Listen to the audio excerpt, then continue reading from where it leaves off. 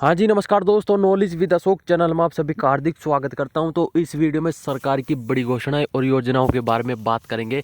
इससे पहले चैनल पर नए हैं, चैनल को सब्सक्राइब कर लीजिएगा और पिछले महीने की बुढ़ापा पेंशन कब आएगी इस बारे में बताएंगे।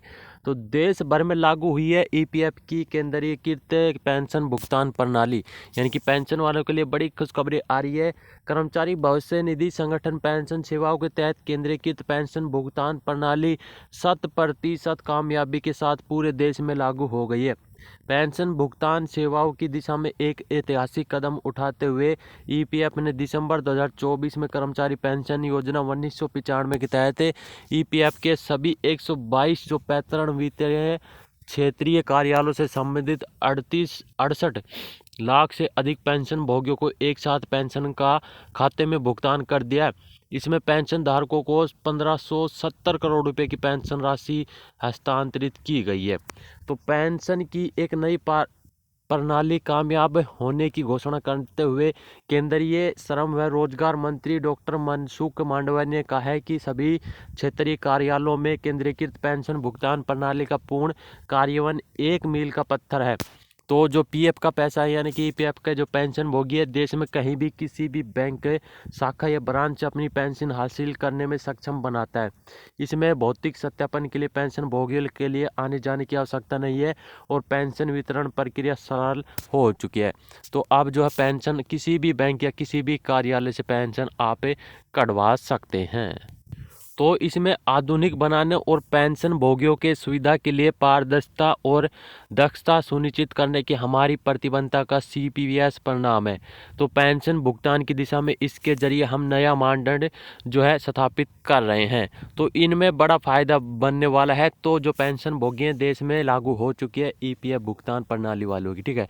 तो अब किसी भी बैंक या ब्रांच से आप जो लगता है वहाँ से पैसे कटवा सकते हैं अपने पेंशन के। देखिए, एक और बड़ी घोषणा कभी भी हो सकती है। सीटी के लिए तारीख की घोषणा पंजीकरण के लिए 20 से 25 दिन मिलेंगे। तो मुख्य सचिव ने कहा है कि एचएससी अधिकारियों के साथ बैठक की है। तो ग्रुप सी व डी की भर्तियों के लिए कॉमन एलिजिबिलिटी टेस्ट हो रहा है, यानी कि सीटी भी कभी भी उनकी डेट आ सकती है। तो गिरवांश पोर्टल इसी माह भी खुलेगा, ठीक है। तो हरियाणा सरकार के द्वारा सीटी करवाने को मंजूरी मिल गई है, संशोधन हो चुका है।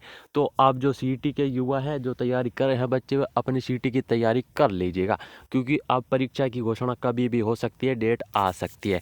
तो मार्च या फरवरी में जो है एग्जाम होना है सीटी का। तो हरियाणा सरकार के द्वारा नई स्कीम में एक बड़ी खुशखबरी आ रही है। हरियाणा बीपीएल यानी कि जो गरीब परिवार है, तो हरियाणा में गरीब परिवार की हुई है मौत। सीएम श्रेणी ने किया है यह बड़ा ऐलान। तो हरियाणा सरकार के द्वारा गांव में एक स्कीम चलाई जाएगी जो गरीब परिवारों को आवास की सुविधा मिल सके। तो मुख्यमंत्री नायब सिंह सैनी ने इस योजना को प्रभावी रूप से लागू करने के लिए आवास विभाग को निर्देश दिए ताकि कोई पात्र व्यक्ति इस योजना से बाहर न हो पाए।